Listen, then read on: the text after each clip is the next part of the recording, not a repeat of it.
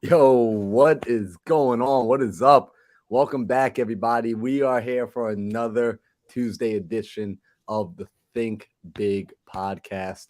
I'm excited. If you don't know who I am already, I'm Marlon Johnson. I'm here with my co-host Sam Singh, Daryl Ellison, and it's really Alvarez, aka Alejandro Alvarez, the flyest guy on YouTube right now. And I'm excited for today's episode because we're going to be going over something that we started last week. See, we've been going through how to get into real estate, how to start wholesaling, how to do this business with $0 and what you can do to go find buyers, to go find deals, to go and put your network together.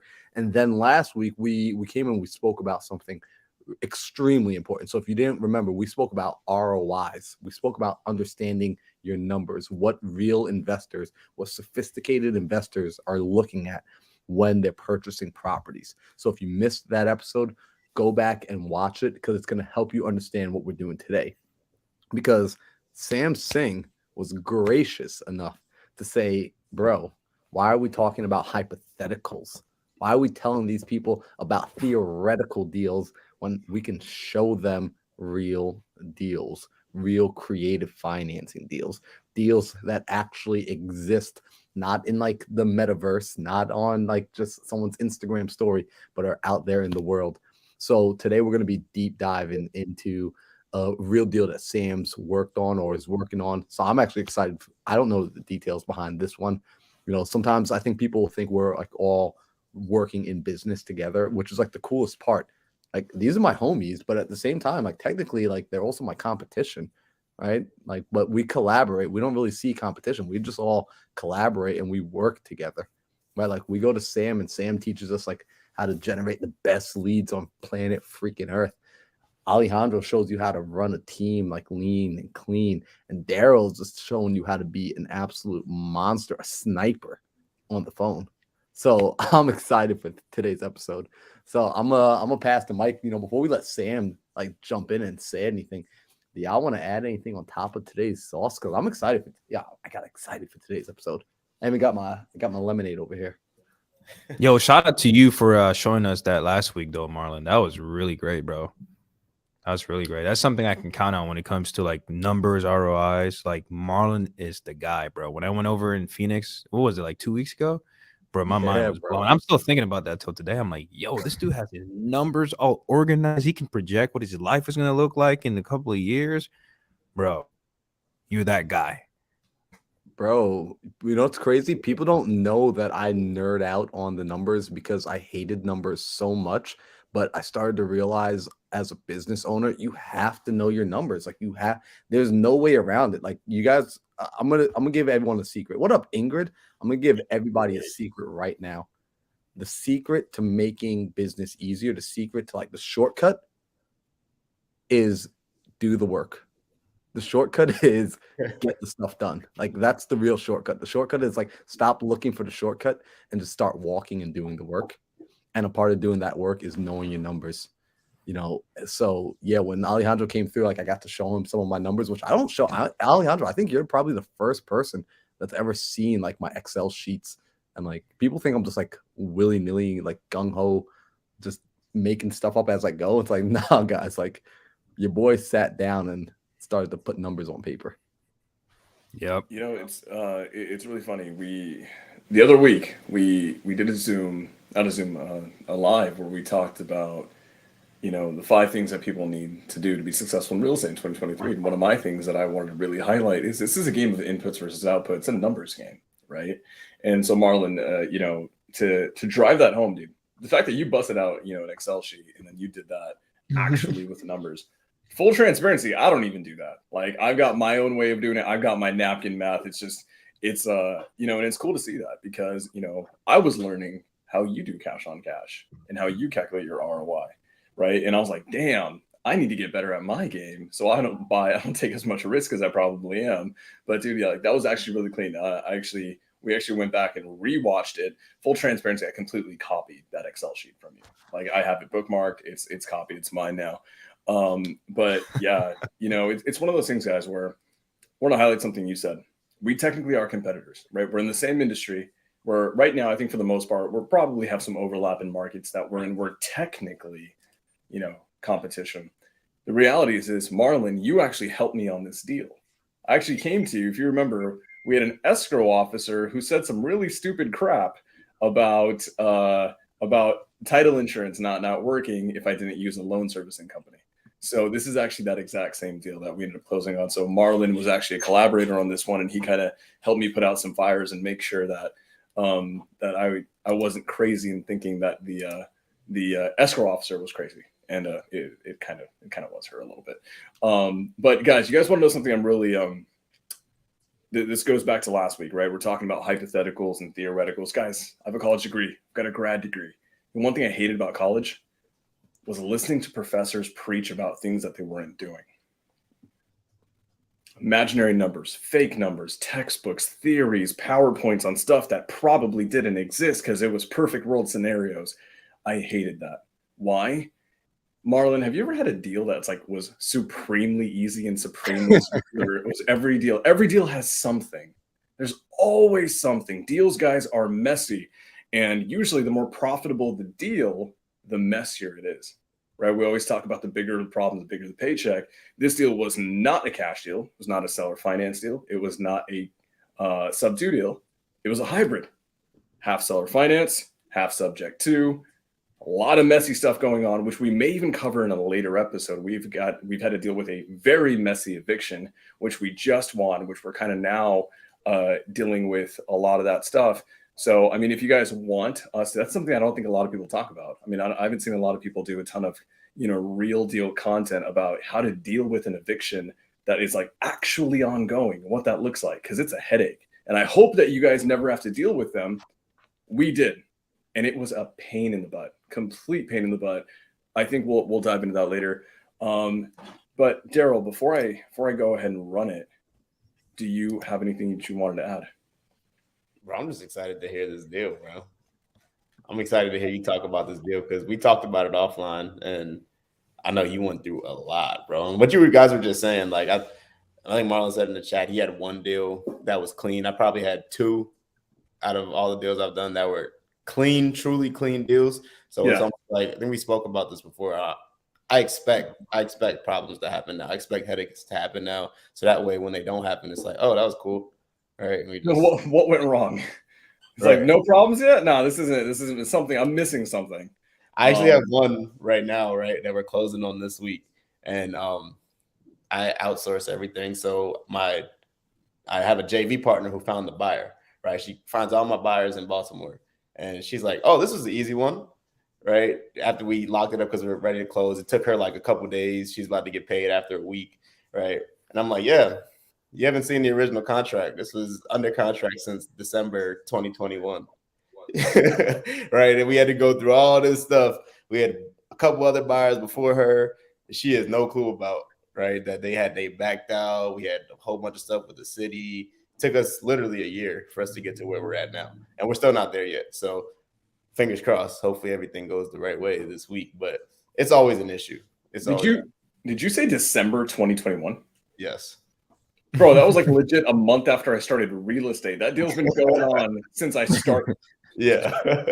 So guys, it's one of those really interesting things where I know Ingrid had this massive deal. I think it was a 6-figure deal where I think it might have been a wholesale or something to that effect, where she made a ton of money on. She squatted up and split it a couple different ways and was able to bless other human beings. That's amazing. What we quickly find out is the deals that typically end up being really messy are the deals that you keep, right? Because now there's more components. When you're wholesaling, there's fewer components, right? There's the acquisition, there's the marketing, the lead gen side, there's the acquisition, which is the sales process. That's where Daryl comes in clutch. And there's the TC and dispo, and then you're out of the deal, right? You get your paycheck. It's a different story when you buy the deal, because now you have to think about, repairs and furnishing and private money costs and holding costs, and the neighbor's a jerk. Things like that. I was about to say something totally worse. So guys, this is one thing that I wanted to talk about. And I think this will always happen to someone, right? This happened to me. I was with our mentor, Pace Morby, a few weeks ago, and he and I were talking about this deal. Guys, this deal is my favorite deal that I've ever done. Why? It is the hardest deal that I've ever done. And it was the biggest mindset adjuster for me. We went into contract on this deal in February, and we closed maybe about 2 months ago, three months ago. And ever since close, we've been in an eviction process. Nice. So we've had this one has it all, guys. We've got foreclosure, we've got horrible tenants, we've got family dynamic issues, we've got death threats to me and my team, we've got death threats to realtors. Nice. There's so much in it. All for what? A 2-bedroom, 2-bath, single family. Oh, bro! I've been waiting to figure out what sort of house this was. Now, when we'll show it, guys, we'll bring it up on Zillow. I want you guys to see the house. It's actually a nice house. It's really nice. The cool thing is this, right? It's in a premier market. It's in Clark County, Nevada, which is Henderson, which is like a little suburb town right outside of Las Vegas. It's going to be a great moneymaker for us. It actually is 1,000% worth it. And we talk about some of the things that we kind of hit on last week. There's auxiliary benefits outside of the cash flow, outside of the equity. What are those? One thing that I care about right now, guys, taxes are coming up. I care about depreciation. So this one was a home run for that. That being said, everything that could have went wrong. And guess what that did for me? It was a beautiful, beautiful thing. I was with Pace Morby. He knew about this deal because I actually came to him and I was like, bro, help me out with this deal. Help me figure this out. He helped me problem solve it.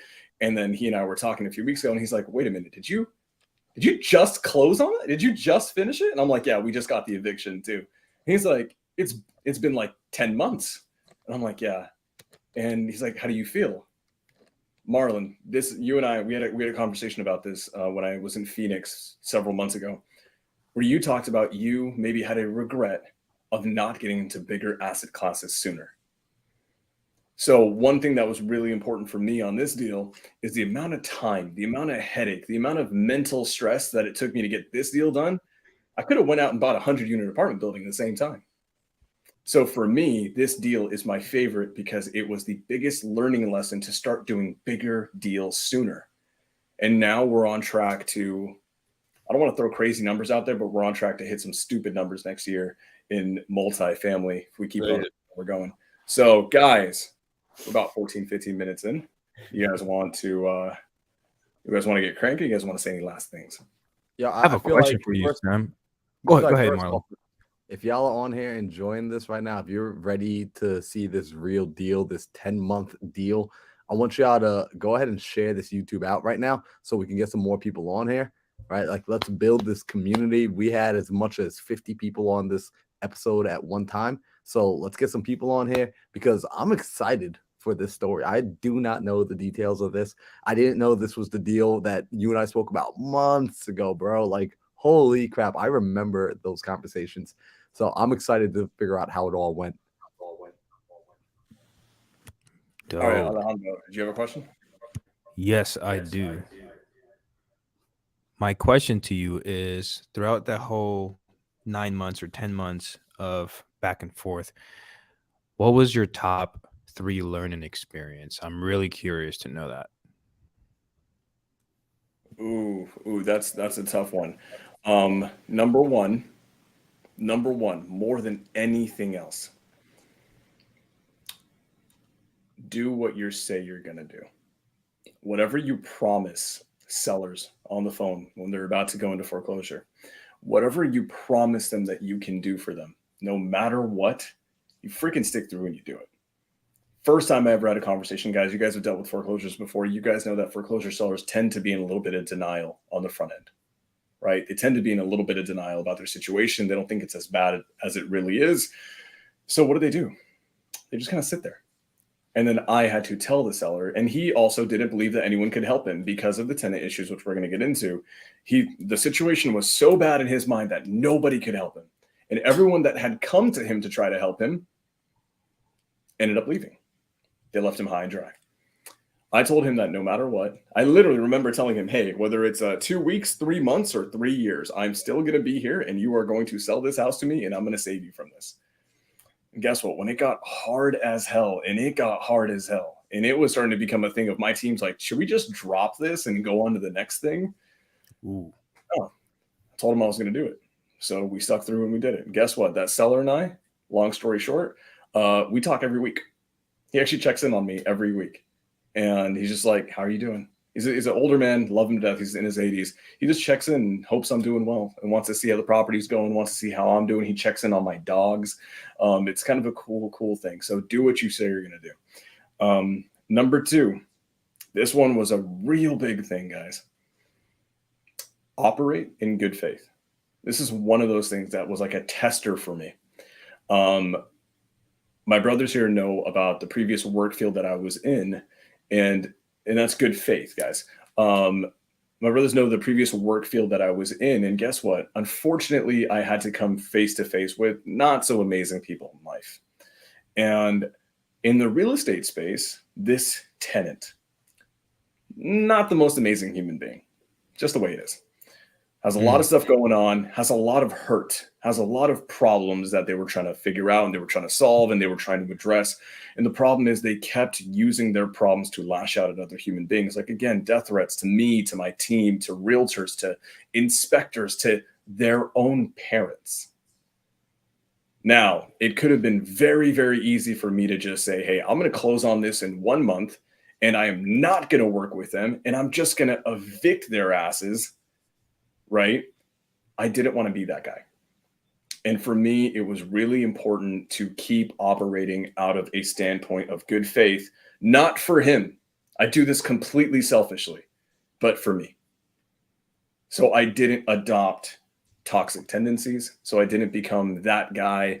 We all know about the, that stigma of investors that we're just going to buy houses and uproot people and not work with them and just evict them because we don't care because all we do is care about ourselves. Full transparency, this guy probably didn't deserve any of the good faith that I was giving him, that my team was giving him, that his own parents were giving him. It was important for me, for myself, to do it, no matter what. And it taught me a really important lesson that no matter how good you treat other people, they may not always do it back. And that's their own crap. That's their own crap. So that was really important for me mentally. And lastly, guys, this one goes without saying. The bigger the problem, the bigger the paycheck. Period. You guys are about to see this property in about 2 minutes. It's a little bit dated, but it's a pretty house. It's a nice, pretty house. I'm actually gonna go visit it this week. I should not have gotten this deal at the numbers that I got it. I should not be making the money that I'm gonna make on it. But the only reason I did is because I solved a ginormous problem that no one else could. And where's that going to highlight in the next 18 months, guys? We talk about it a lot. Guys, are we all, I think I'll speak for all 4 of us when I say that creative finance is king, period. Especially for the next 18 months. I need a hoodie like that. Yeah, creative finance is king. If you do not have that in your tool belt, good luck. You're not going to get a deal like this. You won't get the 17 different benefits that I'm getting on this deal. You won't have the home run story. You will not be able to help the seller the way that I did. How do I know this? Because about 75 different cash wholesalers tried and failed. It wasn't until a guy who was taught by Pace Morby himself came along, was able to solve his problem without a shadow of a doubt. So let's get to it, guys. Let's go. I'm excited for this. Somebody bring the popcorn, dog. Who has a popcorn? Yeah, right. While you're doing that, bro, the first question I got is where'd you find the lead, bro? Ooh, love it. No, love it. Guys, squat it up. Nice. This was a newer investor. It was actually their first deal that they brought to me. They got it. They got on the phone with the seller. They had their cold callers calling it. And this new investor got it to a point where they're like, hey, foreclosure, bad tenants, threats. I don't know what's going on. This is outside of my wheelhouse. I think something can happen. Sam, can you help me? I received that call, I believe, when I was at an amusement park in line. Nice. So, guys, yeah, by the way, Daryl, who I really hope you do this now that I'm saying this, you have a shirt that says, if the phone is ringing, money calling. it's money calling, right? Baby. So, guys, I was at an amusement park in line for a ride, and then I saw a sub-2 student calling me. I'm like, I gotta answer this. Gotta see what's going on. Money calling, baby. Money's calling always. So, yeah, squad up. That wholesaler actually received a really good paycheck out of this one too. And that's a relationship that's going to keep going forever. All right, let's do this. Nice. While I'm pulling this up, guys, any other questions? What is the plan with the property, the exit strategy? Dude, I love that question. You guys could imagine that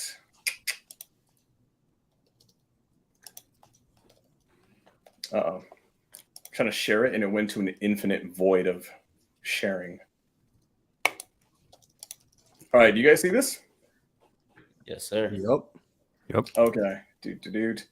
So let's start with this one. Okay. But yeah, can you guys still see me? Like I can't even see myself No, right now. see, bro, you're good. Okay, amazing.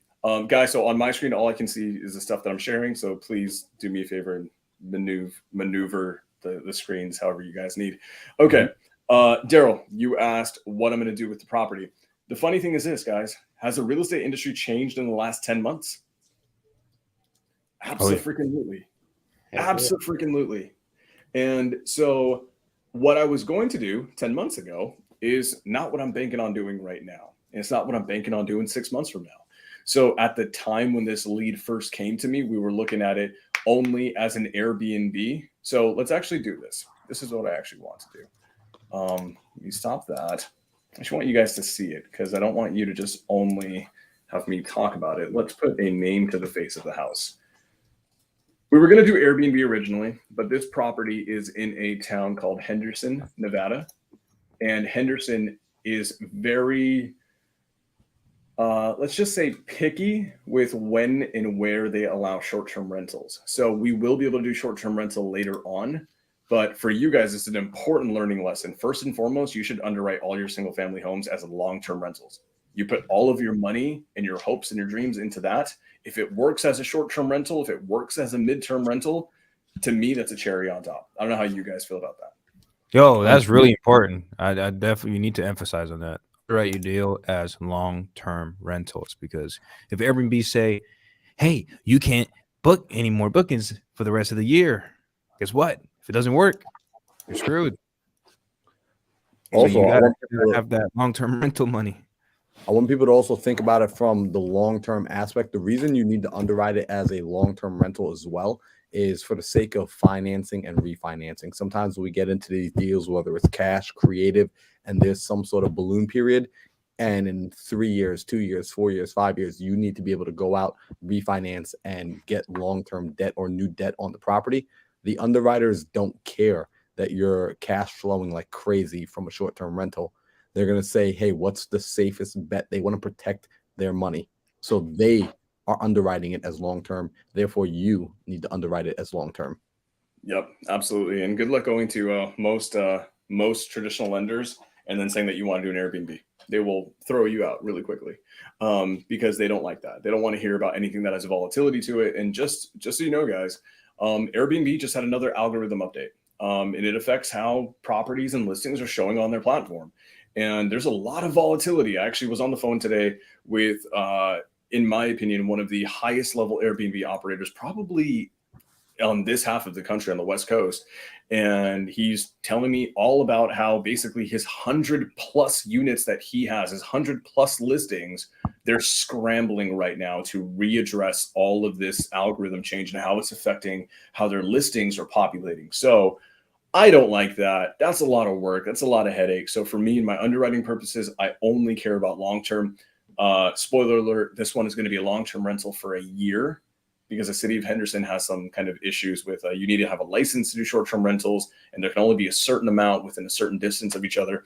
So for the first year, it's going to be a long-term rental. It's going to kill it as a long-term rental. Then we'll be able to do either midterm or short-term, whatever we see fit. But again, we'll underwrite it then because the comps then are going to be different than the comps now. So, but let's get to it. You guys see this cute little blue house? That's a pretty house, dog. It's a cute little blue house, right? It's got a nice little lawn, right? American flag, love America. So, this is the living room. It's a little funny because if you guys, it doesn't look like a 2-story, right? It looks like a 1-story. It's a cute little weird one. I would live there. What was that? I would temporarily rest my head there, live there. You would temporarily rest your head there. That's so, guys. Overall, it's a little bit dated, right? These floors are a little bit on the older, and this furniture. Let's take the furniture out because we don't really care about the furniture. But this house is overall like, guys, would you say this house is at the very least rent ready? It's rent ready. It's livable, man. It's Absolutely. gated, By but the it's way, cool though. yeah, Nice guys. ass pool, bro. Yeah, when was the last time you guys saw a pool that was as wide as the home? Yeah, Wow. that's solid. Yeah. Hey, that So kitty's- just so you guys know, on Airbnb, when we make the listings, when we decorate it, and we probably paint it not this blue color, we have beautiful lighting. Is this going to be the highlight shot? Maybe some fake palm trees, beautiful lighting. Yeah, absolutely. And Bro, guys, this is Henderson. Trees on the pool, on the water. Dude, I'll figure a way to do that just for you, Daryl. Is that a fireplace what I right want- there, bro? Yep, and this is a fire pit right here. Oh, Yo, what I want is you got to hook somebody up with a discount if when it's on Airbnb, they say they came to your Airbnb because of this episode. Ooh, 100%, 100%. Guys, just so you guys know, I mean, we always go to Vegas a lot. I think we're in Vegas quite often now. 100%. This is where we're going to stay, guys. It's actually about to be ready probably about this week or next week. But yeah, guys, so this is Henderson, Nevada. Just so you guys know, Henderson, when you say Henderson, just think about it this way. Henderson is the suburb of Las Vegas, right? And it is extremely hot there. So just like in Phoenix, Arizona, if you want a property that's going to produce high levels of income, you need a pool. You need a pool. You need a hot tub. Why? It's a freaking 120 degrees in the summer, right? The pool comes in clutch, and it actually changes how it's going to perform on maybe Airbnb or as a midterm rental a lot more. It will actually perform a lot better, like a lot better in this market rather than a market that didn't have extreme summers. So I heard people actually build pools just to make more money on Airbnb. yeah, it's one of those things, right? And that's such a phenomenal. It's an interesting thing to do, and it's going to depend on the market. It's going to depend really on the market. So if there are some markets where a pool makes a massive difference. It makes a massive difference in Phoenix, in Las Vegas, Henderson. It may not make as much of a difference, let's just say in Atlanta, Georgia, where the weather is a little bit more stabilized throughout the year. But if you're in a place that has a desert and the summer gets 100, 110, 120, that pool is a big feature. Yeah. Does that make sense? No joke, bro. Oh my God. Awesome. So guys, 816 Schooner Drive, you can go look it up. I own this. I probably shouldn't say that online, but whatever. I'm about to skip trace you and cold call you, bro. If you want same number, skip trace this address. Yeah, I mean, yeah, it's not like I don't give out my phone number anyways to everyone for free all the time, which I got to stop doing. So guys, here's an interesting thing. Guys, guess what this number was? February of this year. What? Probably 400, 500. 20. Guys, this just goes to show you how much this market, specifically Henderson, Las Vegas, has changed. It was about $440,000. Yeah. Crazy. Actually, let me do this. Yo, you good? There's actually a website called like Wayback Machine, and it lets you go backwards in time, and it'll show you websites from whatever date you choose. You can actually pull up those old records. Damn. Got you. I would love to see that. So here, I went to realtor.com. Why? Because there's this giant hedge fund called Open Door. A lot of times they'll have their preliminary offers on realtor.com. Just so you guys know, the preliminary offer on realtor.com from Open Door at the time was about 440 grand as well. It would have been a net profit of $100,000 for me to just have sold it. That is gone now because Open Door unfortunately kind of got wrecked. So guys, here it is, 816 Schooner Drive. This is, we purchased this one. You can go down here to price and sale history. Boom. We bought it for $252,000 in this condition. Guys, this house probably as is worth at least right now in today's down market, $350 to $370. When I first contracted it, it was worth probably about $400,000 minimum. I got it for $252 on the purchase price. That's kind of disgusting. In the best possible way ever. And this is why. Here's the problem that we had to solve to get that answer. The problem was simple. The owner of the property, his name is Mickey. Mickey's a great guy. Mickey rented out this property to a family member. That family member didn't necessarily have Mickey's best interests at heart. That family member didn't want to pay rent for about 2 years. You guys see Mickey bought this house in 2017. You guys see that right here? Mm-hmm. And then he sold it to me in 2022. There was about a 2-3 year time period where Mickey received no rent from family. Damn. And then go ahead. Did Mickey have equity? Mickey did not. Mickey had very little equity. And why? Because Mickey went out and bought this property, not for himself, but for that family member. Wow. Mickey, bless his soul, is in his 80s. He has retired. He's just trying to live out the golden years. And he went and got this home for a family member to give them a place to live because they didn't have the credit needed to go and get the loan themselves. So he went ahead and sponsored it, put it on his name, was paying all the bills. For about 2-3 years, Mickey paid the mortgage and the utilities, the electricity, all of it for them to live for free. And the family member, by the way, is a grown adult who is married and has children. There was a family living in this property, not paying a dime for about 2 to 3 years. So big problem. Mickey was entering foreclosure because he couldn't keep it up, right? Hemorrhaging $1,200, $1,300 a month for years. And Mickey doesn't have income coming in because he's basically retired. That's how we found Mickey. That's the lead source. If you guys want to pull a list, right? You can go pre-foreclosure, you can go foreclosure.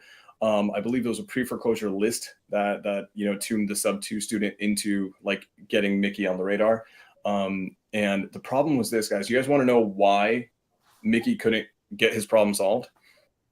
No one else, no other cash wholesaler could give them an offer that wasn't significantly below what Mickey bought it for.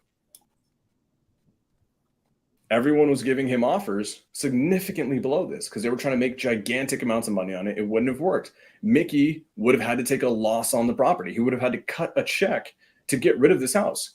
And if you guys look at this number versus this number, Mickey just sold it to me $2,000 more than he bought it. Wow. Why? We should actually talk about this.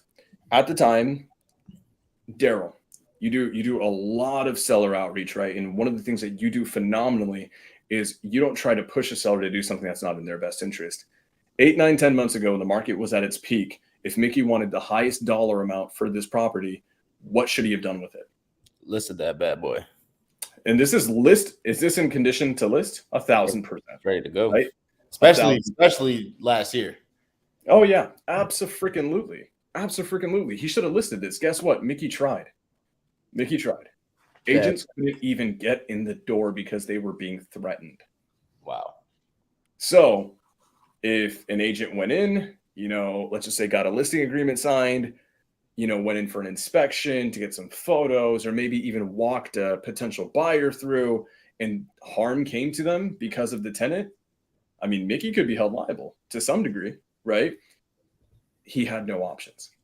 And no other cash wholesaler knew how to handle basically an extremely combative tenant who didn't want to leave, who refused to leave, and was threatening them. They're like, oh, nope, you're threatening me. I'm done. I'm out. Peace now. I'm going to go talk to the next person. That's because they don't know martial arts like Sam Ye Sing. Exactly.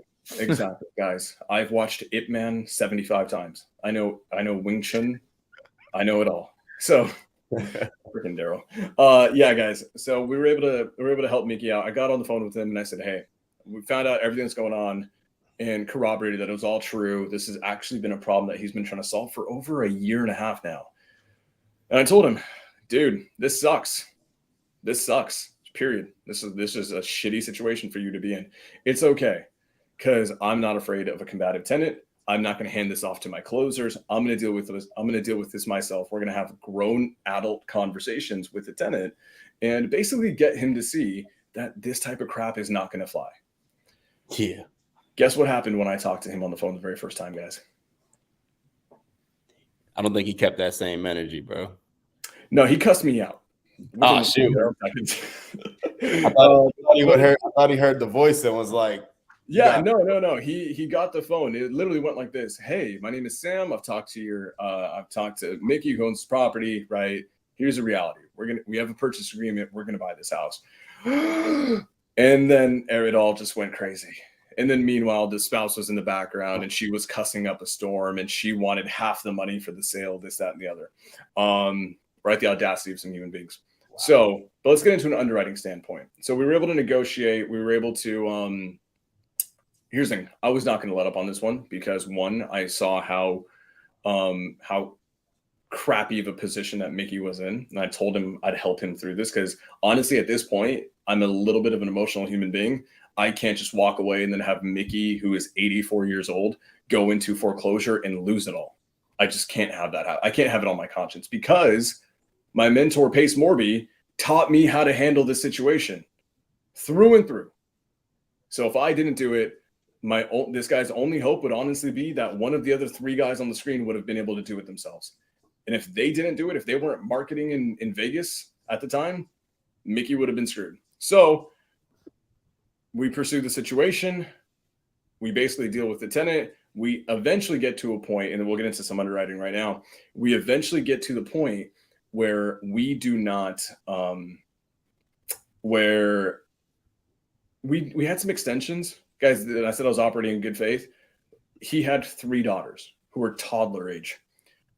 Because of that, we went above and beyond. We lined him with realtors. We lined him with credit help. We lined him with movers, like all coming out of pocket for us to help him move on to the next stage of his life. We were going to help facilitate. We're going to be under contract to buy this property, but we're not going to kick you out. We're going to give you the time and the support that you need because life has just been bad for you. And I get that. You may have lashed out at me, but it's not because you're a bad human being. It's because you've had a bad go about it.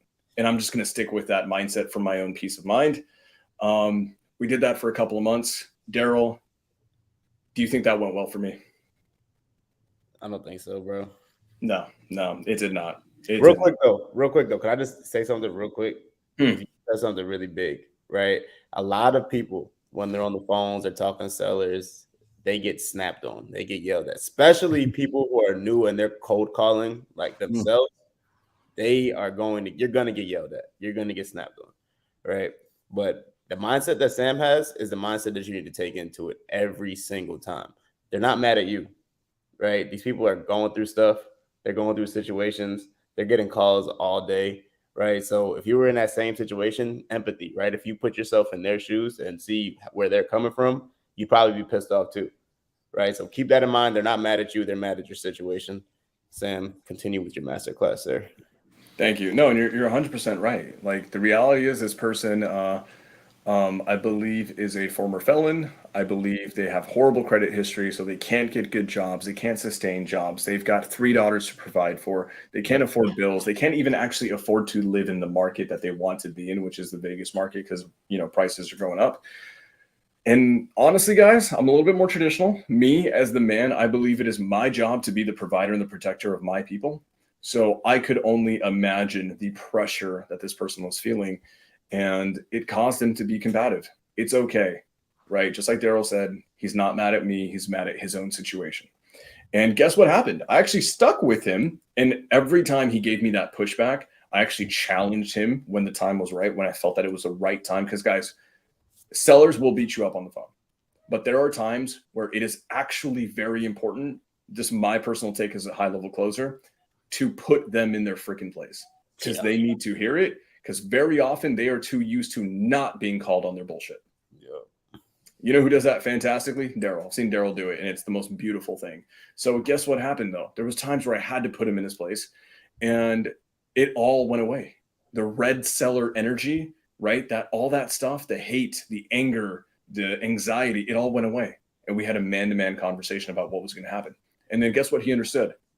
It wasn't on me. I'm not the bad guy.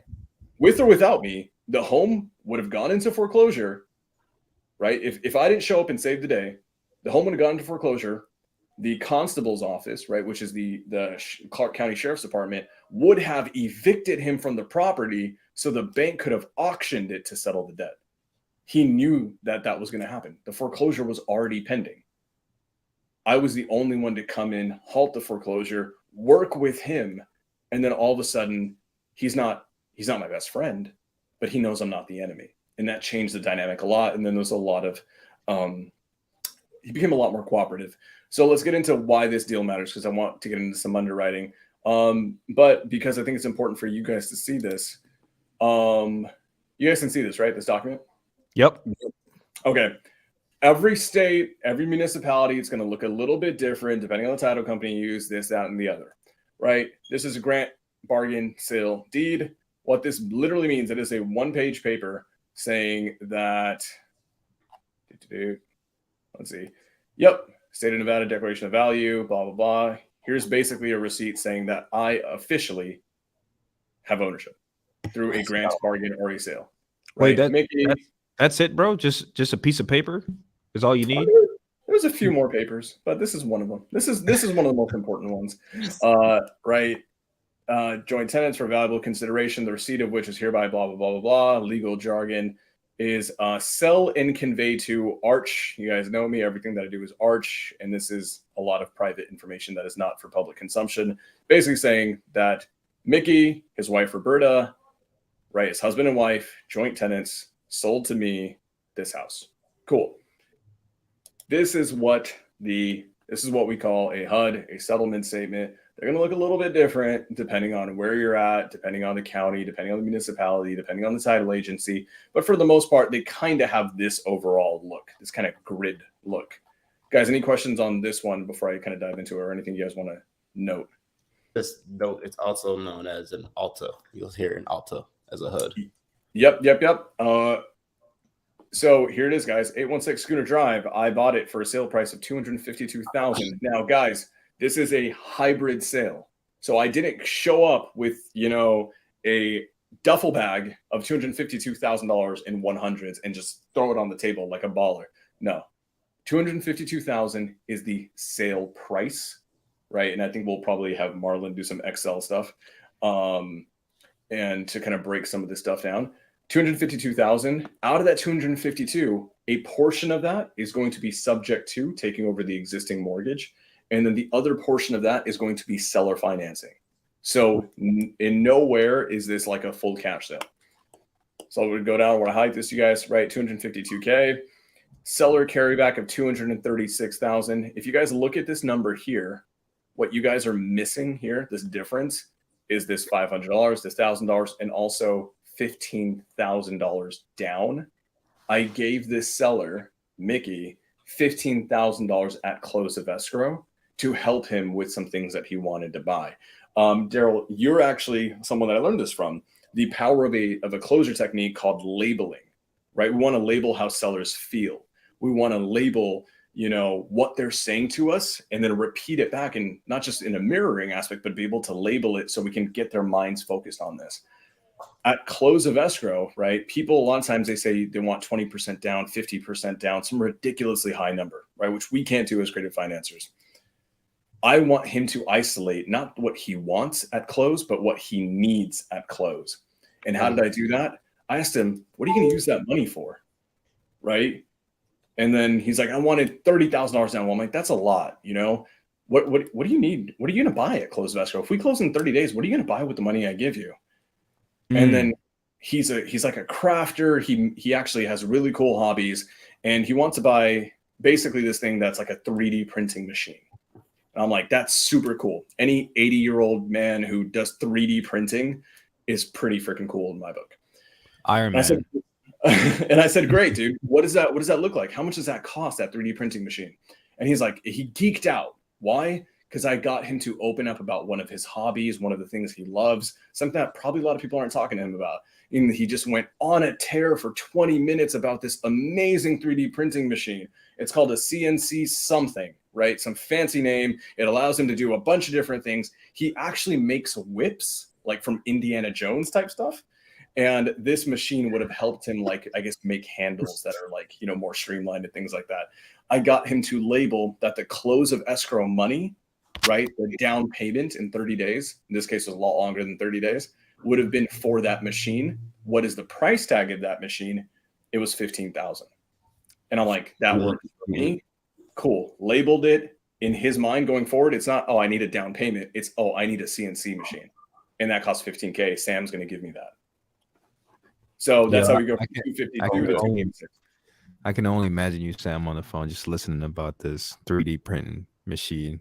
Like, I could just imagine. Yeah. I told him at this point, I was like, man, I want you to make me like an Indiana Jones type whip or something. Like this is cool stuff. I learned a lot. about why why he is a master of his craft. What are we using the whip for, bro? I didn't go there. You know, he's in his 80s, and I'm assuming his wife is also around there. I didn't want to. That is private stuff, you know. Daryl would have gone the extra mile and asked those questions. Probably. Definitely. So you guys are going to notice, right? This is the settlement statement. When we close at escrow, this is basically the giant receipt of things. What's not going to be on here? What do you guys notice isn't here in the miscellaneous that usually is here? I don't see an assignment. Boom. No assignment. Why? Marlon, I came to you and I talked about this escrow process, and it was a pain in the butt. The escrow officer, one of them, there was multiple, really didn't want to do an assignment and just made it extremely difficult for us to have that conversation. So I don't recommend you guys do this. What we basically did is we actually did the assignment kind of after the fact, but there is a high degree of trust, right? There's a high degree of trust. There's a high degree of accountability. I ended up paying that student who brought me this deal, right? Didn't bring me a deal, didn't bring me a contract, brought me a phone number and an address. Guys, guess how much I paid them? How much would you pay for a phone number and an address, and that's it? I mean, it depends. Nowadays, like, if you bring me a phone number and an address, depending on the size of the deal, you get anywhere from $500 to like maybe upward to $5,000. But knowing Sam, I'm assuming they got way more than that. Guys, I firmly believe that I don't invest in real estate. I invest in relationships. Everything that I have to this day, all the successes that I've had are because I invested in the right human beings. We paid that student $10,000. Dang. Yeah. Hey, can I send you a address and a phone number, bro? Here's the thing, though. If it results in me, and here's the thing, guys, right? When Alejandro asked me, you know, one of the things that I always, one of the 3 lessons is do what you say you're going to do. I told that student that that's what I would give them on the assignment on the front end when I thought this would be an easy deal. 8 months later, after I've had to suffer and lose money and be cussed out and this, that, and the other, and make this an extremely amazing deal, right? That number should have gotten actually a lot lower, but guess what? I gave my word. So we stick with it. We stick with it. Yeah. I have a few leads in my database right now, bro. Same. That's what I was about to ask. No, Sam, are you telling the world right now? Are you giving us your word that you're paying us $10K for? I'm not saying anything anymore. But yeah, guys, if you guys want to do deals with me, if I buy the deal, I give you the full assignment no matter what. Like, I don't want a piece of it. I'm buying the deal. That's more than enough for me. But let's get into it. So, and we're going to break this down. I want you guys to look at these papers, and then it looks like we may go over on time a little bit today, and that's totally okay. And then we'll do like a more kind of formal breakdown of the numbers. So, okay. You guys remember how I bought it for $252,000. I put $15K down, 236 left over, right? This amount right here is the seller finance portion, this principal amount. So let me highlight this. Ooh, so the seller had a Wells Fargo mortgage on the property, and that was, you know, whatever the heck 236 minus 90 is, right? Whatever that is, we're making payments on that to Wells Fargo. This is a seller finance portion. Because I solved a massive problem, the seller had no problem, was actually happy to give me 0% on interest. I want you guys to look at this. First payment, September 2022. Maturity 2052. For the people who are not amazing at math, that's a 30-year term. Not a 5-year balloon, not a 10-year balloon, not a 7.5 with an option to extend if it doesn't appraise. No. He gave me $90K over 30 years at 0% interest. Dang. I don't think people understand that that's free money.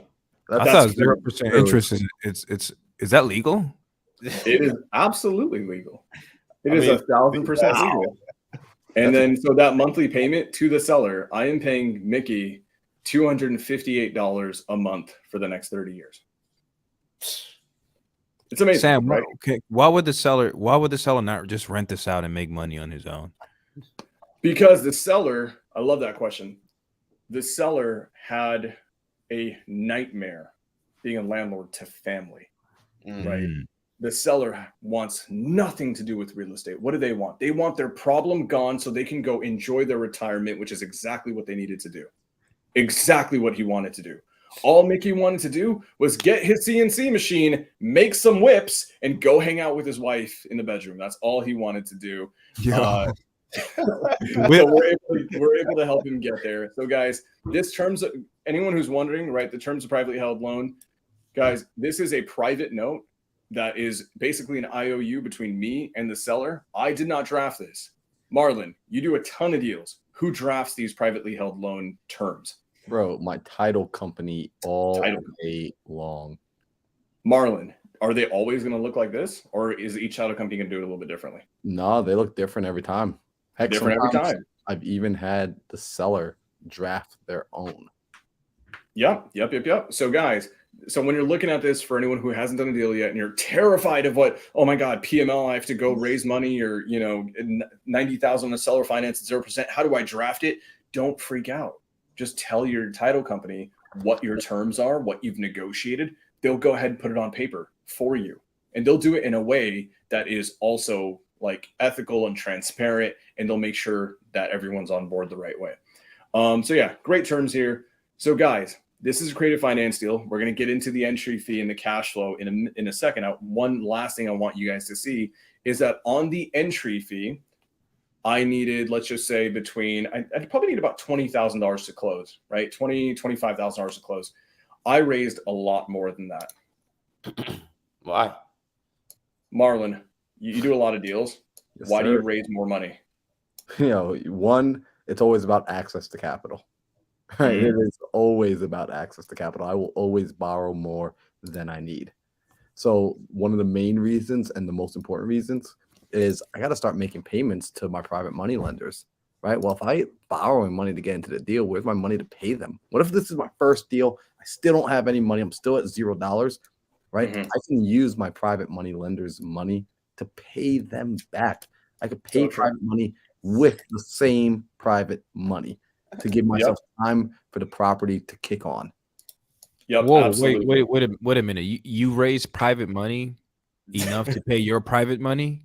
Yep. With their own money. Bro, with their own money. I don't think you're supposed to let that secret out, bro. Dog, well, my private money. Here's the cool thing, though. This is where we talk about bringing value to people. This is a benefit to my private money lender because they lent me more. They're getting more money because there's a larger principal for them to collect interest on. It works out for everybody. Absolutely. And so there's multiple lessons here, guys. So one, I actually probably needed only about $20,000 to close. I raised, and this property's mostly turnkey, right? Outside of the tenant doing some stupid things, which he may or may not have done. We actually had a clean out. Just so you guys know, I'm actually flying to this house this week. Guys, I may stop in Phoenix and hang out with you guys if you're cool with that. But we're gonna go and check the property out, do our formal walkthrough now that the guy's out. We raised extra, right? We raised extra, but like 30,000 extra. Here's why. I'm evicting someone. It's going to take me time, even in a landlord-friendly, eviction-friendly state. That's going to take time. And guess what? I have to pay mortgage. I have to pay my private money lender back. I've got to pay the HOA. I've got to do this, that, and the other. And on top of that, if the guy's not happy, which I'm assuming he wasn't happy with me for kicking him out, is it safe to be concerned of him damaging the property a little bit more? Yeah. So we raised an additional 35,000. Guess what? It was probably about the perfect amount, because we now just have enough amount left. This interest rate was not 9%. It was actually 8% when we first got them on a term. A lot of people wonder like how long the term should be. I think this is like an outdated paper, but it's a 3-year term. It'd say the years here. It's a 3-year term with this lender. They were giving me $55,000 for 3 years at 8% interest only. If you guys see that's right here. So that means each month I'm only paying the 8% interest. Why does it say 9 here? Marlon, is it worth it to bump up or incentivize or bonus your private money lenders if you've got the spread to do so? Absolutely. Absolutely. Relationship. Yeah. I found out we secured them at 8%. They were totally happy with it. They were even okay with doing 5 years. I found out that the lender, God bless them, they are pregnant. And so we went back to underwriting. We're like, okay, what can we actually afford with all the long term? We're like, dude, we can easily afford an additional percent. Let's do it. And then it was a cool little thing. It's 1%, but it equals a little bit more money. It's like $100 more, right, per month. And then they were really happy about that. They love me for it. It's good. It helps all the way around. So every month I'm paying the PML. I don't know why I keep saying that. That's annoying. I'm paying the PML $412.50 for the next 3 years. So, yep, that's easy. Okay, let's get into some general underwriting, guys. Yo, shout out to Mickey, man. Can you tell him to make me a whip? Oh, dude, Mickey owes me a whip, bro. I'm still waiting on mine. It's back ordered. Apparently, the machine is taking long. But let's do it. Marlon, you love doing some Excel stuff. You want to bust out one of your Excel sheets real quick? I guess so. Let's go. Because I want people to be able to see this, at least the cash flow aspect of it, right? Marlon is way more cellular than I am. I literally just do napkin math. I will do the math in my head and I will round numbers, and I probably shouldn't do that. But I know some people are much more visual learners, so let's kind of put that on paper a little bit. Bro, what we'll do is, because this is a creative deal, we will use the entry fee calculator for this. Ooh. Right? Is this Ingrid's calculator that I don't have access to? The Ingrid Hernandez's. I don't have this calculator, and I am hurt. Bro, this calculator is the reason we're doing a really dope deal that we'll talk about on another day. So let me share my screen. Let me share a Chrome tab. Entry fee calculator. Can you fellas see this? Ooh, look at that. That looks so much smarter than me. A nice calculator. Let me hide this one, though, so we don't need nobody going. Well, it's already on the contract, so no one's going to be able to go get that anyway. But, yo, shout out to Ingrid Hernandez. She's the one that got this one here. But let's go over this bad boy. Dude, all right, let's do it. So what's the first up on the cash to seller? So, right? Remember, 15. we labeled it. It's not cash to seller. It's a 3D printer because he wanted to print some whips and stuff. $15,000. Easy enough. Arrears. Cool thing? None. He was about to enter a really bad situation, but fortunately we got him at the right time where there was nothing. Actually, there was a trash lien on it, but it was like $300. To me, $300, nothing. I would just put zero. What do we got next? Cost of acquisition. Very, very important thing. Cost of acquisition, guys. Sometimes there's realtors involved. They got to get paid. Sometimes there's a wholesaler involved. They got to get paid. Sometimes you're Sam Singh and a sub-2 student brought this to you and you over-love people and you pay them $10,000 on the cost of acquisition when you did the acquisition. So it's fine. Closing cost. I can actually tell you exactly what that is. You know why? Because you got the HUDs, bro, and you ain't no got HUD. I'm still just trying to figure out how I could just send you phone numbers, bro, and just like sit back and wait to get paid. I feel like HUD statements. Just please, God, don't send me evictions. Okay, it was actually a lot. It was actually pretty low. It was, overall ended up being $13.58 because really low. And there's reasons for that. We were able to drive a lot of traffic to that title company. Can you share that title company info? Yeah, absolutely. $1,300. Okay. I feel like that's like well, I guess I'm up in the Midwest. Like that's like where my closing costs like are around. Come over here to Texas, bro. They built different over here. Okay, what do we got next? Rehab, reno, furnishing. I would put zero, right? Because I was going to. Here's the thing, guys. That rehab, reno, furnishing, right? It's going to be dependent on what your exit is. So if my exit strategy is Airbnb, I need to furnish it. I need to furnish it well. I'm going to go call my boy Hung Mai. I'm going to have him furnish the place for me and set it up on Airbnb, but that's going to have an additional cost. This is a property that's in really good condition. I would allocate, honestly, paint, some laminate vinyl flooring to just make it rent ready, some basic stuff. I typically will allocate between 7 to 10, just really roughly, because it's in great condition. So we just put that there. So, dude, just do me a favor. Put 10 G's in there. Ooh, look at that. It's already there for you, bro.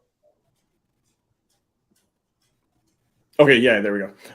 Holding payments runway 100%. 10 grand is what we anticipated because I've got ooh, I dropped my pen.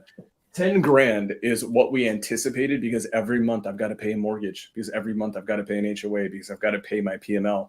And while I'm evicting this person, I can't put a cash flowing renter in there to give me money. So in your underwriting and your entry fee, guys, you have to account for that loss. So 10 grand is about right. It's about a 3-4 month hold time. To do cost to fill 450. Full transparency, guys. Marlon probably does because Marlon is a lot smarter than me. Daryl, do you ever actually like fill out your cost to fill? My what? Your cost to fill? No, I put a random number in there. I'm like, yeah, what does Zillow rental listings cost? I typically don't fit that out, but guess what? It says 45. Here's what I always do on my entry fee, guys.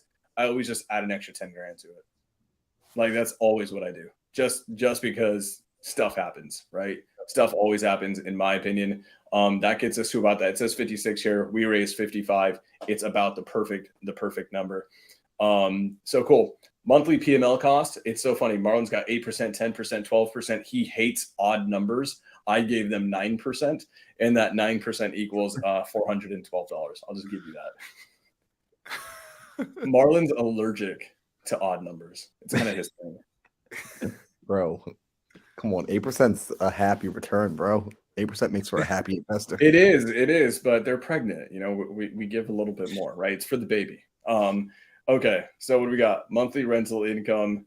Ooh, well, what do you got going on for 70? Those are Airbnb or midterm numbers. That's not even Airbnb numbers, and those are conservative on the deal we're looking at right now. I am. Can I God buy dang. Need a partner on that, bro? I know, bro. I feel like I'm not talking to you and Ingrid enough at this point. Like something's going on. Bro. Okay. Yeah, monthly rent costs or monthly rental income as a baseline rental is going to be about $2,500 in the Vegas market. So let's go and put like 25 in there because it's got a pool. And yes, guys, the pool will make that difference between 23, 24, 25. Monthly equity. Oh, right, guys. The seller's got monthly payments to him. That seller finance note, it's about $250.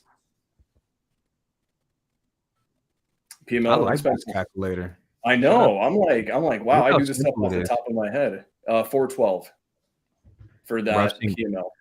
I've ran away from calculators. Shout out to Ingrid Hernandez. Like, let's just give my girl, let's give that queen some love. Shout out to Ingrid Hernandez. If y'all are not following Ingrid, you right there. Your Instagram is on the calculator. Come on, yo. Come on. I give my girl some love all day long. Guys, I feel like Ingrid just showed us all up on how to market it. Like she put her Instagram on a calculator. I feel like we're all failing in life now. But yeah, thank you, Ingrid. So, okay, monthly PITI, right? This is the mortgage balance that we're paying to Wells Fargo. All in all, with the interest included, it's $980. Yeah, shout out to Mickey for getting that in. By the way, it's like a 2% interest rate. War chest, $750. God dang. Yeah, I'll typically do about $200 on just a war chest. That's just the oh shit fund. Monthly insurance on this one. Ooh, we just paid it too. I remember it was like $60. Now, is that insurance outside of your PITI? Yes, Wells Fargo? That's an additional policy. Just because we were required to do so on this specific transaction because of some other stuff. But yeah, $60 on that. And then monthly taxes. None, 0% interest right on the seller finance portion. So boom, monthly cash flow. Honestly, yeah, $600. We're anticipating between $600 to $700.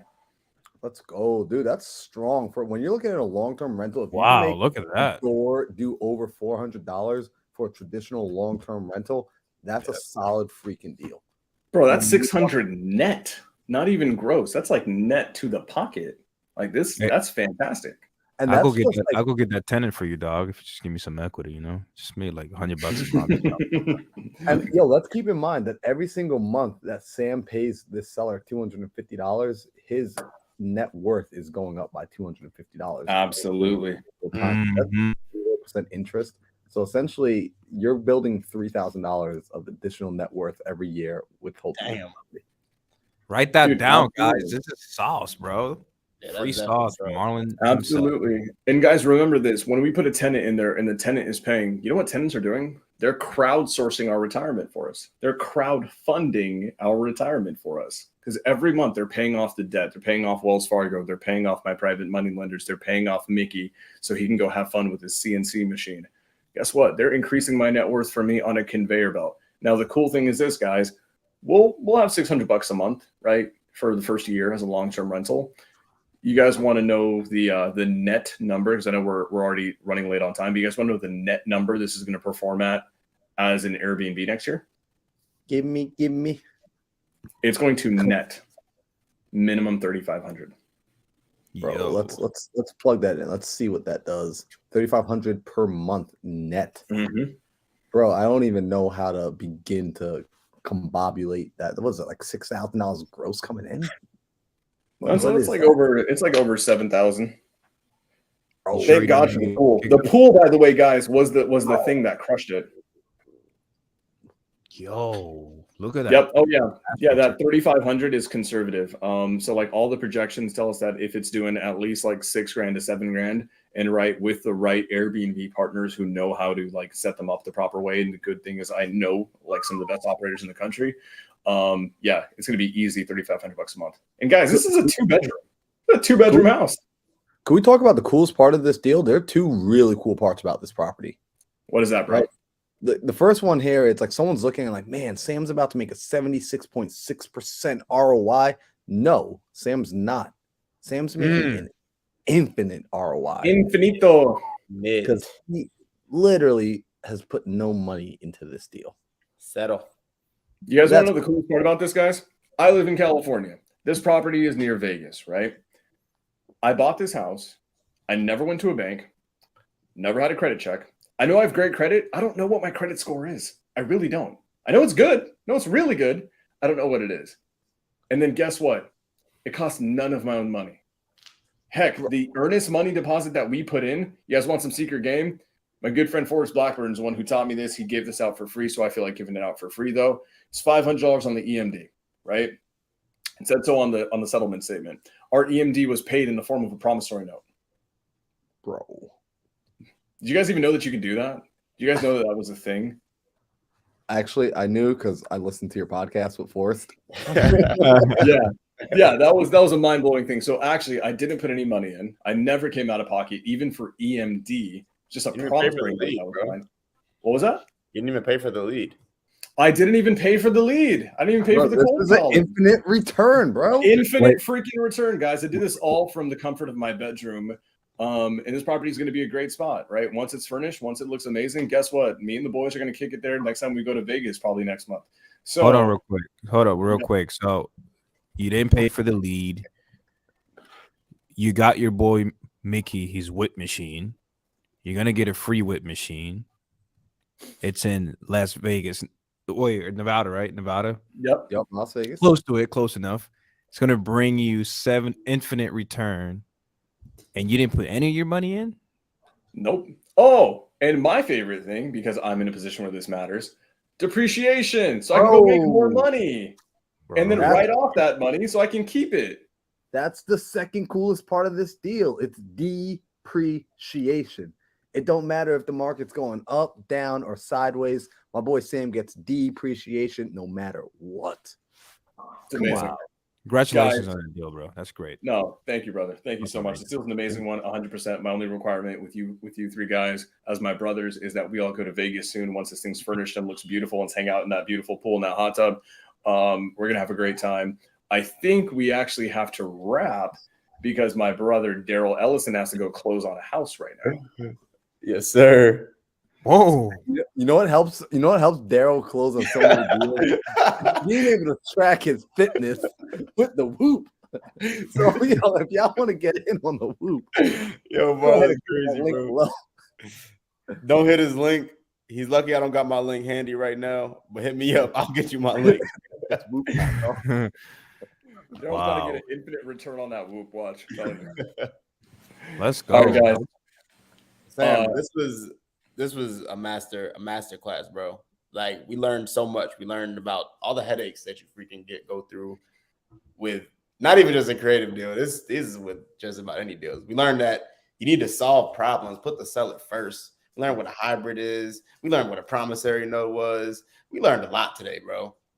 We learned a lot. So if you guys got value today, make sure you go back and rewatch this, take notes, like the video, subscribe to all of our channels, subscribe to everybody's page, like everybody on Instagram, Facebook, YouTube, Twitter, whatever, MySpace, whatever. Make it happen. And join live every single Tuesday, 5 o'clock Arizona time. All the other times are listed below. Fellas, y'all have anything else before we bounce? Yes, sir. I gotta say one thing. Tell a friend. To tell a friend. Tell a friend. Like this is how this grows. So this grows so organically. It is you go out and you tell a friend and you bring somebody back to the campfire. Everyone has a job to do. Everyone has a mission. Go out and bring somebody back to the campfire. If you're getting value, share the wealth. I need you to spread the wealth, right? Don't hide things. When Daryl reads something and learns something, when Sam learns something new, when Alejandro learns something new, they share it with me. They're like, yo, here's the sauce.